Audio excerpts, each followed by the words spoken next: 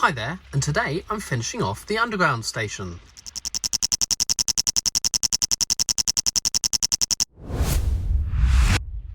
So in the last video we'd finished off the back wall of the station, and we'd also left a few gaps for a few features to come. Since that video I've made this gap actually a bit larger. It was only 4 studs wide and I've extended that to 6 studs. I've also moved things around ever so slightly to make all the features a little bit more even and spaced out, so I give it a little bit more interest along the back walls so they're not all bunched up in one place. So we've got our large space here, we've got a smaller space here. We've got, if you remember from the last video, a few studs down here for something to be attached to, another hole here, and a strange stud and something going on here.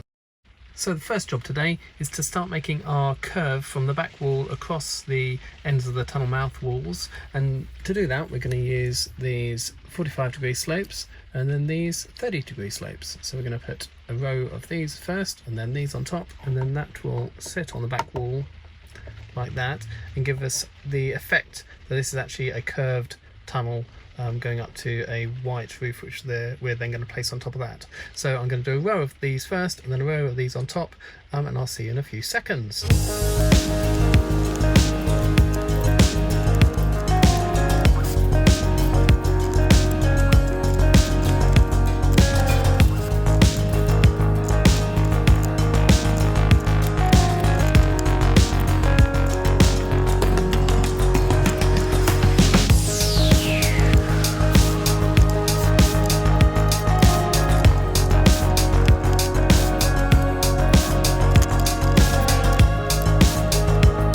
So the only problem with tiling this end wall is that this gap here is now too small for one more curved brick, sloped brick to go in.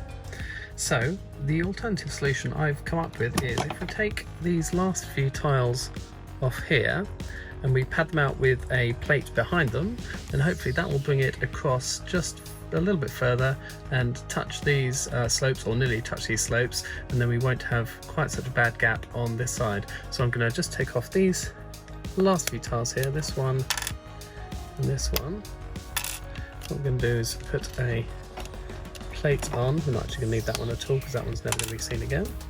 So we put a plate there and a plate there, and we'll replace those tiles there and there. So those last 2 tiles are sticking out. Then hopefully if we replace the tunnel mouth wall, then that gap is a lot less. It's still there, but it's less than it was. That's the only solution I can come up with at the moment. If you can come up with a better solution than that, please do tell me. The alternative I came up with, which I didn't like as much, was to take the tiles off there completely and remove the bricks with the studs on the side off the end walls on those 2 items and have the slopes touching the end wall.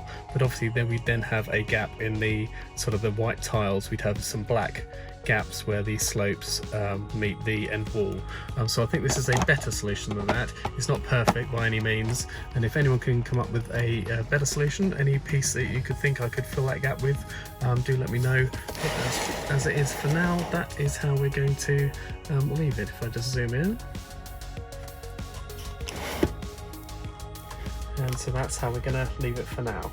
So down at the other end of the platform I've done the same thing. I've taken those last 2 tiles off, padded them out with a plate each, and put them back on, so there's still a small gap, but not as much as there was before. So I don't think, if I zoom out slightly, I don't think that looks too bad. But again, if you can think of a better solution, please let me know in the comments below. So next thing to do is start covering this up ever so slightly. We're going to bring the roof out to about here, but to make the same levels we're going to also cover the end tunnel mouth walls with a layer of plates. So we're going to do that first by getting a long white plate there, and adding a 2x6 and a 2x4. So you can see that sticks out ever so slightly above the tiles, but that's bringing it up to the same level as the plates we're going to add to here. And we'll do the same at the other end. And what we'll do is, again,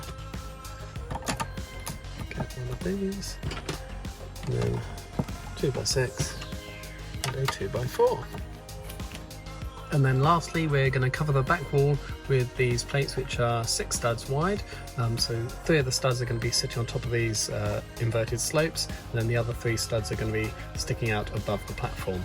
So we're going to put those on, and then lastly we'll be adding all the accessories.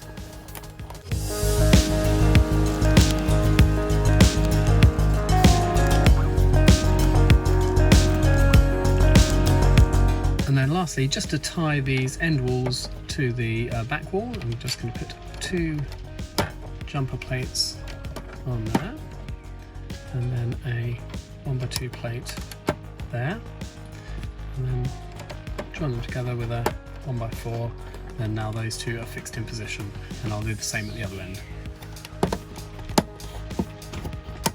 So with the roof finished, I've come down to this lower camera angle and we get to do all the fun accessory bits. And first, of course, is our tube station signs. Now, I made these a while back in a much earlier video when Mrs. Minifig Jez bought her new vinyl cutting machine, and we made these. So I'm going to put those 2 in place, and then we'll show you the next thing. So that's the station signs in place, and if you're interested how I built those, there's a link to the earlier video below.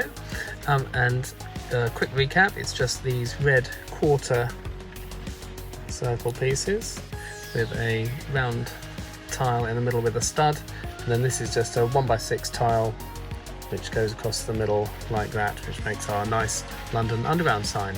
And then down at the far end of the platform down here, we're going to have a vending machine. Now, in an earlier video we saw Minifig Jez had a can of Buzz Cola, and he obviously got it from here. Now, I can't take credit for this vending machine. It comes from the excellent chrismcveigh.com.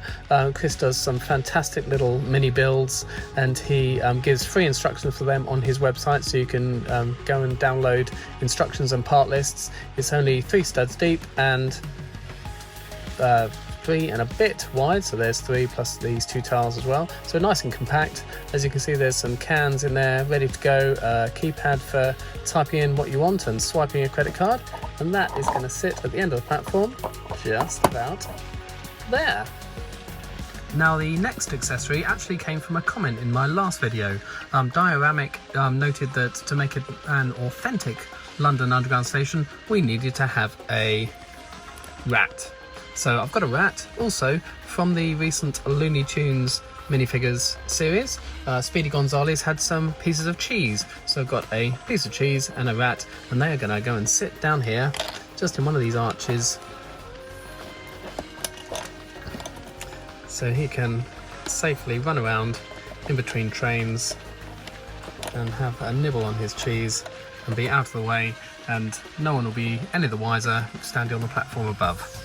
So, moving along the platform just about here, Minifig Jez needs somewhere to sit down just in case his train's a little bit late. So what we're going to do, we're going to use this relatively new bracket piece, which has got 2 studs on the top there and 1 facing sideways. And what we're going to do is put a 1x1 plate behind it and a 1x1 tile in front of it just to hide that stud. So then we've got this structure here, and that's going to clip to the wall on one of those studs that I left sticking out all that time ago. Then we've got another one of those to go next door to it, so they're 4 studs apart, just underneath the tiled part of the wall. And then to complete the bench, I'm just going to add 2 1x6 brown tiles. So 1 there and 1 there. So we've now got a little bench where someone can sit down and wait for their train. And of course, so Minifig Jez knows when his next train is. We've got a 1x6 brick, and on top of that I put 2 jumper plates and a 1x2 tile, and then we've got a custom sticker on that. First train to arrive in 1 minute time is going to Brick Arch, and the second train arriving in 2 minutes time is going to Brick Avenue. So this station is Brick Lane and the trains are going to Brick Arch and Brick Avenue. On top of those jumpers, what I'm going to do is add these 3 length bars, and on top of those are these 1x1 round plates with the hole in them. So the bar sticks into those plates, and we're going to mount that to the ceiling just up here. And there we have our arrivals board, and because that's slightly wider than the roof, I've just extended the roof out 2 studs here, just for a few studs along the platform, just so that's got somewhere else to attach rather than it just floating in midair. But luckily still within the edge of the platform, so the train's not going to hit that, but then at least the minifigs know when the next train's arriving. And then last but by no means least, we've got this huge hole down this end of the platform, and for that I've got a 1x4 and a 1x2 panel, and on the reverse of that I've made a London Underground map. So that's just a custom sticker made and stuck on, and what we're going to do is attach some jumpers to the top of that, like this. Then that will make this stick out slightly in front of the tiles, as if it's mounted on the wall. So we're going to put that in place. I'll do that off camera, and then that will be our station finished. And there's Jez working out his route of wherever he's travelling to today. And I said that was the last accessory, but that was a blatant lie. I've just realised I have another one left. What I'm going to do, I'm going to pull one of the tiles off the wall and replace it with a standard 1x2 jumper. And what we're going to add is a help point. Now I'll show you a picture of an actual one. This is a photograph of a help point which I've reduced down and put on a 2x2 round tile. And that is going to go just about here on the wall. So now if Minifig Jez is in some sort of distress, at least he can call a member of London Transport staff and to come and give him a hand. So that is the end of this series of videos. We've made our London Underground train, and now we've made the station for it to go past through. So working from this end down, of course, we had our security door in the end there, so only London Transport staff can go through there. We've got various people on the platform now waiting for trains with our 1973 stock train coming into the platform here. We've got our London Underground map on the wall, and of course our station signs. There's a help point in case anyone needs any assistance. We've got a bench for people to sit on with this rather natty chap in his bowler hat, top hat is now sitting on. We've got our arrivals board up here, so if we can check when their next train is. Another station sign, and of course our vending machine down there where Minifig Jez is getting a can of something fizzy. And then of course down there, thank you Dyoramic for your suggestion of putting a traditional London Underground rat, and he's having a nibble on a piece of cheese down there. If you can think of anything I might have missed out or anything I could improve on, especially these corners where these slopes meet the tiled wall, please do give me a comment in the comments and let me know how I could improve this or anything I could add, or if you can think of something I've missed out. If you've liked this video, please do give it a thumbs up, and of course if you can subscribe, it helps the channel greatly, and then you'll be notified of more LEGO videos.